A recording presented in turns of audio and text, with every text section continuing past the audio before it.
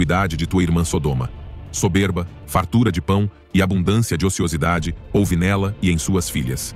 E não fortaleceu a mão do aflito e do necessitado, e eles se tornaram orgulhosos e cometeram abominações diante de mim, e quando eu os vi, os removi.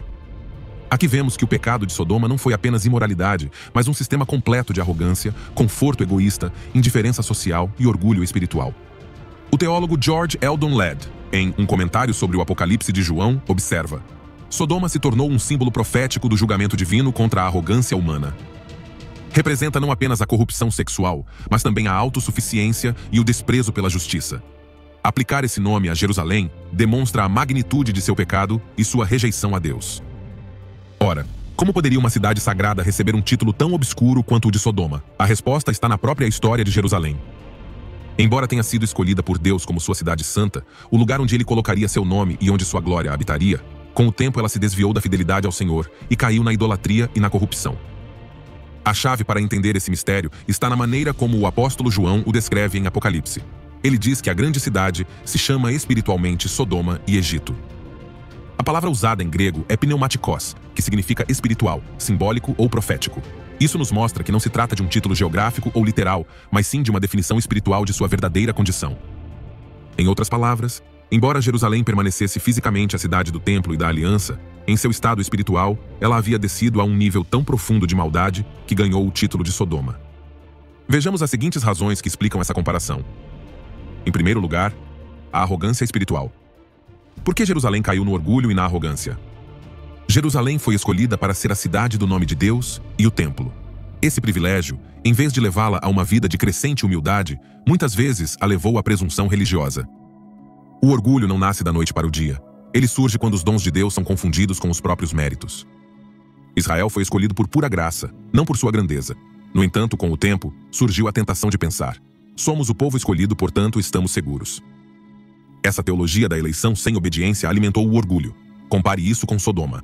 Sodoma também se esqueceu de que toda a prosperidade vem de Deus. Quando a graça é atribuída a si mesmo, o orgulho surge, abrindo caminho para o julgamento. O profeta Isaías denunciou com veemência a traição de Jerusalém. O que antes era uma cidade fiel, cheia de justiça, havia se tornado um lugar de violência. A cidade santa acabou se corrompendo, e o que deveria ser uma luz para as nações foi transformado em uma sombra de idolatria. Outra forma de manifestação da arrogância era o templo. Este deveria ser um sinal da presença divina, mas o povo o transformou em um amuleto religioso. Eles acreditavam que, como o templo estava no meio deles, nenhum mal viria, mesmo que suas vidas estivessem manchadas pelo pecado. Isso também contrasta com Sodoma. Sodoma confiava em sua segurança urbana e prosperidade material. Jerusalém, em sua segurança sagrada, acreditava que símbolos a protegeriam mesmo sem santidade real. Em ambos os casos, segurança sem obediência. Na época de João Batista e Jesus, ouviu-se a seguinte declaração: somos descendentes de Abraão. A linhagem se tornou uma credencial de retidão, em vez de um chamado para imitar a fé do patriarca. Jesus mostrou que a verdadeira filiação se verifica nas obras e na verdade que nos liberta do pecado. Contraste com Sodoma. Sodoma se gabava de sua posição privilegiada no fértil Vale do Jordão. Jerusalém se gabava de sua posição espiritual. Em ambos os casos, a ostentação cegava o coração. O apóstolo Paulo alertou contra a vanglória da lei enquanto a quebramos. A circuncisão, sem obediência, torna-se incircuncisão. O próprio Jesus denunciou o formalismo daqueles que pagavam dízimos meticulosamente, mas se esqueciam da justiça, da misericórdia e da fé. Contraste com Sodoma. O profeta Ezequiel expõe o coração de Sodoma: orgulho, abundância de pão e lazer, mas desprezo pelos necessitados. Jerusalém, com a lei em mãos, caiu no mesmo erro quando substituiu a justiça e a misericórdia por um ritualismo vazio. Isaías descreve uma terra cheia de riquezas, e mais tarde denuncia aqueles que confiaram em alianças políticas e exércitos em vez de confiar no Santo de Israel. O orgulho se manifestava na autossuficiência. Quanto mais seus recursos aumentavam, mais sua fé e oração diminuíam. Contraste com Sodoma. Sodoma se orgulhava e confiava em sua riqueza, desprezando seus vizinhos. Jerusalém corria o mesmo risco ao confiar em sua cidade, seu sistema e suas redes de poder. Em segundo lugar, a corrupção interna. Quando falamos de corrupção interna, não nos referimos apenas aos pecados individuais, mas a sistemas inteiros de injustiça que se tornam a norma em uma sociedade. Foi o que aconteceu em Sodoma e mais tarde em Jerusalém. A tradição judaica, preservada no Talmud e no Midrash, indica que Sodoma havia estabelecido leis para institucionalizar o mal. Por exemplo, era proibido dar pão aos famintos. Qualquer um que ajudasse os pobres poderia ser punido. A hospitalidade era considerada crime. Receber estranhos era proibido. Havia regras cruéis que zombavam da justiça. Se alguém machucasse outra pessoa, em vez de pagar, a parte prejudicada tinha que retribuir ao agressor por tê-lo cansado com o processo. Essas leis não eram meros, eram a expressão de uma cidade que havia feito do mal sua legislação. É por isso que Isaías, capítulo 3, versículo 9, diz que eles proclamaram descaradamente seu pecado. O mal foi normalizado, protegido pelo sistema. O comentarista Gregory King Bill, sobre o livro do Apocalipse, explica: Sodoma foi julgada não apenas por atos individuais de perversão, mas por ter institucionalizado a injustiça. Seu pecado tornou-se lei, e sua corrupção, a norma social. Da mesma forma, Jerusalém caiu em um estado de corrupção institucional. Jeremias, capítulo 23, versículo 14, observa que os profetas fortaleceram as mãos dos ímpios para que ninguém se afastasse do seu pecado. Ou seja, a corrupção não era apenas tolerada, mas legitimada por aqueles que deveriam repreendê-la. Isaías, capítulo 1, versículo 23, denuncia que seus governantes amavam subornos e buscavam recompensas. O sistema judiciário era corrupto. Os poderosos governavam em benefício próprio, enquanto os órfãos e as viúvas ficavam desprotegidos. O estudioso George Eldon Ladd observa: quando Jerusalém é comparada a Sodoma, não se trata apenas de uma questão de imoralidade sexual, mas de corrupção estrutural. A cidade santa tornou-se um lugar onde a injustiça fazia parte da ordem estabelecida. Em Sodoma, a corrupção se manifestou em leis cruéis contra os pobres e os estrangeiros. Em Jerusalém, a corrupção se manifestou em líderes religiosos e civis que perverteram a justiça, oprimiram os fracos e legitimaram o pecado. É por isso que João, em Apocalipse 11, versículo 8, pode dizer que Jerusalém, em sentido espiritual, é chamada de Sodoma. Porque assim como aquela cidade antiga, tornou-se um lugar onde o mal não era apenas praticado, mas também protegido e exaltado. O comentarista John Walvoord conclui: a grande acusação contra Jerusalém no Apocalipse é que, tendo a lei e os profetas, caiu numa corrupção pior que a de Sodoma. Seu pecado não foi ignorância, mas rebelião consciente contra Deus. Em terceiro lugar, rejeição dos mensageiros de Deus. Tendo já visto o tema da arrogância e da corrupção, agora entendemos por que Apocalipse chama Jerusalém de Sodoma no contexto das duas testemunhas. O capítulo 11 descreve como esses servos de Deus pregarão com poder, realizarão sinais e confrontarão o mundo durante a grande tribulação. Contudo, no final, eles serão mortos em Jerusalém, e seus corpos serão deixados expostos publicamente na praça da grande cidade. Este detalhe é fundamental. Eles não serão enterrados com dignidade, mas seus corpos serão exibidos como troféus. E em vez de lamentar sua morte, as nações se alegrarão, trocarão presentes e celebrarão seu silêncio. Aqui, o contraste com Sodoma é evidente. Em Gênesis, capítulo 19, Sodoma rejeitou a visita dos mensageiros celestiais, tentando atacá-los e expulsá-los. Foi uma rejeição aberta, arrogante e brutal. Em Apocalipse, capítulo 11, Jerusalém faz o mesmo. Rejeita os mensageiros de Deus, os elimina e transforma sua morte em um espetáculo público. O comentarista Robert Mounce, em O Livro do Apocalipse, comenta: chamar Jerusalém de Sodoma indica que a cidade santa, em sua oposição às duas testemunhas, ela é mostrada como o epítome da corrupção moral. Assim como Sodoma foi destruída pelo fogo, Jerusalém é apresentada como o objeto do julgamento final de Deus. Ambas as cidades compartilham o mesmo padrão: orgulho, desprezo pelo sagrado e violência contra os mensageiros de Deus. Em Sodoma, o julgamento foi fogo do céu. Em Jerusalém, o julgamento fará parte do desfecho apocalíptico. É por isso que João diz que Jerusalém, nos últimos dias, é espiritualmente chamada Sodoma, porque repete o mesmo pecado e porque seu destino também será enfrentar a ira de Deus por ter desprezado a voz profética. Hoje, Jerusalém é uma cidade cheia de contrastes. Por um lado, é o centro da fé de milhões de pessoas ao redor do mundo, com o templo, o Monte das Oliveiras e a Cidade Velha como símbolos de santidade. Mas, ao mesmo tempo, é marcada por tensões políticas, desigualdades sociais e conflitos religiosos. As comunidades cristãs enfrentam assédio e restrições no acesso a locais sagrados. Os líderes religiosos muitas vezes confiam em símbolos em vez de justiça. E as divisões entre judeus, muçulmanos e cristãos fazem da cidade uma arena constante de disputa. O que é visível reflete uma ferida profunda: privilégio sem humildade, religiosidade sem arrependimento, formas sem transformação. Agora, assim como o Apocalipse chama Jerusalém de Sodoma por seu orgulho e corrupção moral, também a chama de Egito por outra razão fundamental. Ao longo da Bíblia, o Egito tornou-se um símbolo de escravidão, idolatria e opressão contra o povo de Deus. Foi no Egito que Israel viveu em escravidão por séculos, sob o jugo do faraó, e do qual Deus os libertou com um braço poderoso. Toda vez que os profetas mencionam o Egito, eles evocam a memória do cativeiro, da tirania e da idolatria que cegaram uma nação poderosa, mas inimiga do Deus verdadeiro. Quando João, no Apocalipse, diz que Jerusalém é chamada Egito num sentido espiritual, ele está mostrando que a Cidade Santa havia assumido as mesmas características. Um lugar que deveria refletir liberdade, mas que se tornou um lugar de escravidão espiritual. Um lugar chamado à fidelidade, mas entregue à idolatria de tradições vazias e poderes humanos. Assim como o Egito perseguiu e oprimiu Israel, Jerusalém no fim dos tempos perseguirá e matará as testemunhas de Deus. O paralelo é impressionante. O Egito era um símbolo do faraó endurecido contra Deus, e Jerusalém se torna um símbolo de uma cidade endurecida que rejeita o Messias e se levanta contra seus mensageiros. Vamos ver por que Jerusalém é chamada de Egito. Em primeiro lugar, Jerusalém como Egito, escravidão espiritual. Na história bíblica, o Egito era a terra da escravidão. Lá, Israel viveu sob o jugo do faraó por mais de 400 anos. Era um cativeiro total, físico, social e espiritual. Não havia liberdade, apenas correntes e trabalho forçado. Sempre que os profetas falavam do Egito, evocavam aquela dolorosa lembrança do cativeiro e da opressão. O Egito tornou-se, assim, um símbolo de servidão, o lugar de onde Deus teve que libertar seu povo com mão poderosa.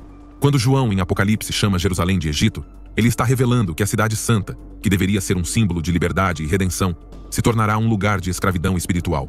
Não correntes de ferro como nos dias do faraó, mas correntes invisíveis. Escravidão ao pecado, à idolatria, à injustiça e aos poderes deste mundo. Jerusalém, que foi chamada para ser a cidade da aliança, é transformada em uma cidade endurecida que oprime os servos de Deus e se submete à agenda do anticristo. O estudioso Grant Osborne, em seu comentário exegético Baker sobre o Apocalipse, explica: o Egito simboliza a escravidão do povo de Deus e a resistência contra sua libertação. Ao chamar Jerusalém de Egito, João indica que a cidade que deveria ser a morada da liberdade espiritual foi transformada em um lugar de escravidão ao pecado e rejeição da redenção em Cristo. Como isso se manifesta na Jerusalém atual? Hoje, Jerusalém vivencia tensões profundas que refletem essa realidade espiritual. É uma cidade contestada, onde religião e política se entrelaçam em constante conflito. Muitos judeus ortodoxos se apegam à lei e às tradições como fonte de justiça, mas sem se abrirem à redenção em Cristo. Esta é uma forma de escravidão doutrinária, confiar na letra e nos rituais, mas sem experimentar a liberdade do espírito. Comunidades cristãs, especialmente as menores, sofrem restrições, assédio e discriminação. Para muitos deles, Jerusalém, que deveria ser uma cidade de paz, se torna um lugar de opressão, onde expressar fé em Jesus Cristo traz marginalização. Aqui se cumpre o que João viu: um Egito moderno, onde o povo de Deus sofre pressão e perseguição. Ao mesmo tempo, Jerusalém está presa em uma escravidão social e política. Tensões entre judeus, muçulmanos e cristãos, desigualdades no acesso a recursos e um clima de desconfiança e divisão. Tudo isso revela que, embora seja o centro da fé mundial, espiritualmente é um lugar carregado de correntes invisíveis. Assim, a Jerusalém atual reflete o que João profetizou: uma cidade da aliança no físico, mas um Egito espiritual no invisível. Um lugar onde muitos buscam a liberdade, mas onde as correntes do pecado, a religião sem vida e a hostilidade contra as testemunhas de Cristo ainda pesam muito. Em segundo lugar, Jerusalém como o Egito, idolatria religiosa. O Egito era lembrado não apenas pela escravidão, mas também por seu sistema idólatra. Era uma nação que adorava muitos deuses. O sol, o Nilo, os animais e até os faraós eram considerados divinos. Cada praga que Deus enviou por meio de Moisés foi um julgamento direto contra essas falsas divindades, mostrando que Jeová era o único Deus verdadeiro. O Egito, portanto, representa o centro da idolatria e da religião vazia em toda a Bíblia. Quando João chama Jerusalém de Egito, em Apocalipse, ele está dizendo que a cidade que deveria ser o bastião do monoteísmo havia caído na mesma armadilha, a idolatria. Não necessariamente erigindo imagens como nos tempos antigos, mas caindo em uma idolatria mais sutil e perigosa, a adoração de símbolos, tradições e estruturas religiosas, enquanto o coração se afasta do Senhor. Ao longo de sua história, Jerusalém foi infestada de altares pagãos na época dos reis. Profetas como Jeremias, Isaías e Ezequiel denunciaram como o povo ergueu ídolos de madeira e pedra e até sacrificou seus filhos a Moloque no vale de Inom. E quando essa idolatria explícita desapareceu, surgiu outra, mais enganosa: a idolatria religiosa, onde a lei, o templo e os rituais se tornavam fins em si mesmos. Jesus a denunciou claramente. O povo honrava a Deus com os lábios, mas seus corações estavam longe dele. O estudioso George Eldon Ladd comenta: o Egito representa o sistema idólatra do mundo. Ao usar esse nome para Jerusalém, João denuncia a substituição da verdadeira adoração a Deus por uma religiosidade vazia. A idolatria nem sempre é expressa por meio de estátuas, mas também por meio de tradições que substituem a justiça, a misericórdia e a fé. Hoje, Jerusalém continua a refletir essa mesma luta. É a cidade mais contestada religiosamente do planeta. Judeus, muçulmanos e cristãos a consideram sagrada. Entretanto, essa santidade é frequentemente reduzida a ritos externos, lugares sagrados e símbolos, em vez de um relacionamento vivo com o Deus verdadeiro. Entre os judeus ortodoxos, a tradição e a lei se tornam a identidade suprema, mas sem abertura ao Messias. Entre os muçulmanos, o Domo da Rocha e a Mesquita de Al-Aqsa são fervorosamente defendidos, não como símbolos de unidade, mas como emblemas de poder religioso e político. E mesmo entre os cristãos, às vezes os rituais e as procissões ofuscam a essência do Evangelho. Dessa forma, a Jerusalém de hoje reflete o Egito. Uma cidade saturada de religiosidade e símbolos sagrados, mas também marcada pela divisão, idolatria e falta de adoração verdadeira em espírito e verdade. Em terceiro lugar, Jerusalém como Egito, hostilidade contra os servos de Deus. O Egito é marcado na história bíblica como o lugar que se levantou contra os mensageiros do Senhor. Quando Moisés e Arão foram enviados com a palavra de libertação, o faraó endureceu seu coração repetidas vezes. Em vez de ouvir a voz de Deus, ele respondeu com violência, aumentando o fardo dos israelitas e rejeitando os sinais do céu. O Egito se tornou o símbolo de um sistema que resiste obstinadamente à verdade e persegue os servos de Deus. Quando o Apocalipse chama Jerusalém de Egito, ele nos avisa que no fim dos tempos, a cidade reproduzirá o mesmo padrão de hostilidade.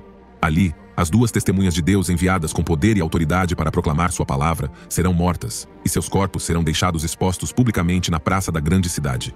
Não haverá honra nem compaixão para com eles, mas zombaria, desprezo e celebração de sua morte pelos habitantes da terra. O comentarista Leon Morris explica: ao chamar Jerusalém de Egito, João a apresenta como o centro da oposição espiritual contra Deus nos últimos dias. O Egito era o paradigma da resistência obstinada, e Jerusalém, que deveria ter sido uma cidade de fé, se tornaria a capital da rejeição das testemunhas de Deus. Hoje, Jerusalém continua sendo um lugar onde aqueles que proclamam o Evangelho frequentemente enfrentam oposição. Comunidades cristãs, mesmo as pequenas, sofrem pressão, restrições e assédio, especialmente quando proclamam abertamente Jesus Cristo como o Messias. Isso revela como a Cidade Santa pode se tornar um lugar de resistência espiritual, onde a verdade de Deus é desconfortável e aqueles que a proclamam enfrentam rejeição. Assim, o que aconteceu no Egito com Moisés e Arão, o que aconteceu em Jerusalém com os profetas e com o próprio Cristo, se repetirá no fim dos tempos. As testemunhas de Deus serão perseguidas e mortas. Jerusalém, em vez de ser um refúgio da verdade, se tornará um palco de confronto final. Agora Jerusalém, a cidade onde Jesus morreu e a cidade do rei Davi, está presente e no centro da profecia bíblica.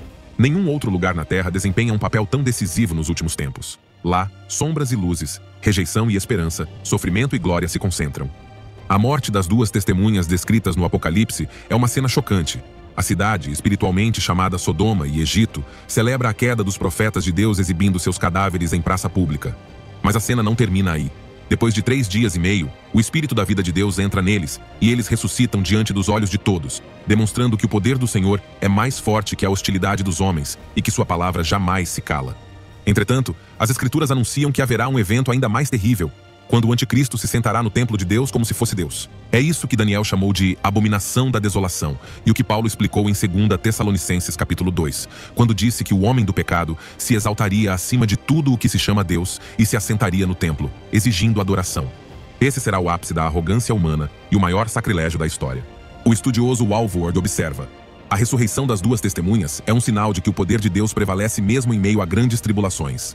Mas o ato do anticristo no templo será o ápice da rebelião humana, um desafio direto ao trono de Deus, que só poderá ser respondido com a vinda gloriosa de Cristo.